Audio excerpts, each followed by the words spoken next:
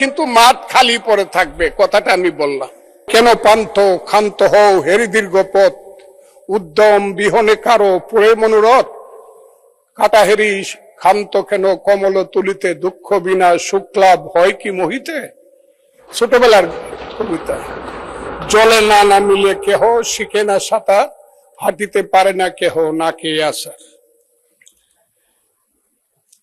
এখানে এবারের যে বাজেট, আমি প্রথমে 1972 সনের বাজেট দেখেছিলাম।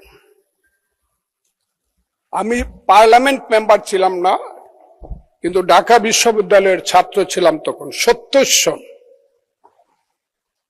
প্রথমে দেখেছিলাম, মিছিল করেছিলাম বিরুদ্ধে। আইনমন্ত্রী ছিলেন MN হুদা, আইনমন্ত্রী না, অর্থমন্ত্রী। 350 কোটি টাকার বাজেট ছিল। আমি 72 সনের বাজেট অনুষ্ঠানে উপস্থিত ছিলাম। অর্থমন্ত্রী তাজউদ্দিন আহমদ বাজেট পেশ করছিলেন, 450 কোটি টাকা। আজকে 54 বছর পরে সেই বাজেট এসে দাঁড়িয়েছে 9,38,000 কোটি টাকা। বাংলাদেশে কিছুই হয় নাই, এইটা যারা মনে করে এটা ঠিক না। এখন বাংলাদেশ যেদিকে চলছে, এত বড় একটা বাজেট অত্যন্ত সুন্দর এবং নিখুঁত ভাবে দেওয়ার জন্য আমি বাংলাদেশের নেতা, আমাদের নেতা, বাংলাদেশ সরকারের প্রধানমন্ত্রী জনাব তারেক রহমান, অর্থমন্ত্রী জনাব আমির খসরু মাহমুদ চৌধুরীকে অন্তরের অন্তঃস্থল থেকে ধন্যবাদ জানাচ্ছি। এখানে বাজেটের মূল 3টে ব্যাপার খুব সামনে এসেছে। একটা শিক্ষা, সবচেয়ে বেশি বাজেট হয়েছে। তারপরে হলো নিরাপত্তা, সামাজিক নিরাপত্তা।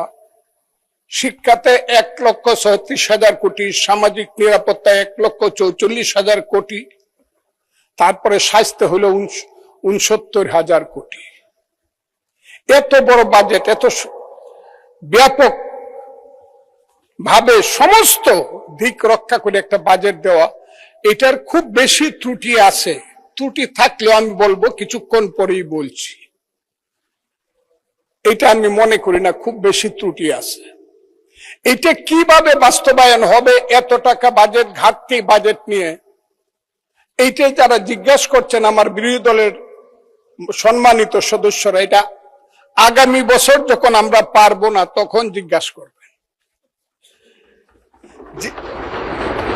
এটা এখন জিজ্ঞাসা করার ব্যাপার না। আপনাদের আশঙ্কাটা থাকুক, কিন্তু আশঙ্কা থাকলেই সবকিছু, আশা থাকলেই সবকিছু হয় না। আমরা পারবো না, কারণ আপনারা ইলেকশনের সময় মনে করেছিলেন আমরা বোধহয় পারবো না, কিন্তু আমরা কিন্তু পেরেছি।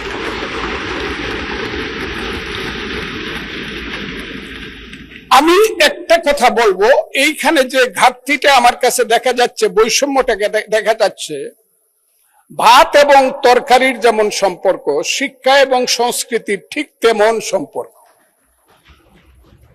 শিক্ষা বাজেট অনেক বেশি হয়েছে, ধন্যবাদ, কিন্তু সংস্কৃতি বাজেটটা এর সঙ্গে খুব বেশি পরিপূরক হয়েছে বলে আমার মনে হয় না।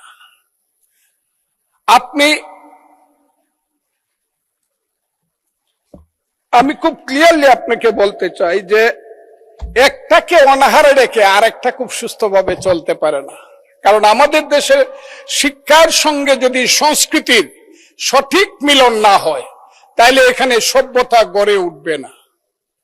আমার এক বন্ধু জামাতে ইসলামের, উনি চলে গেছেন, উনি নিজেকে মুক্তিযোদ্ধা দাবি করেন, সাতক্ষীরার MP। উনি সংস্কৃতির নামে খুব শঙ্কিত হলেন। যে জাতির সংস্কৃতি নাই সে জাতি সভ্য না, সে অসভ্য। তারা কেন সংস্কৃতি পছন্দ করে না? কোন সংস্কৃতি তারা পছন্দ করে না জানেন?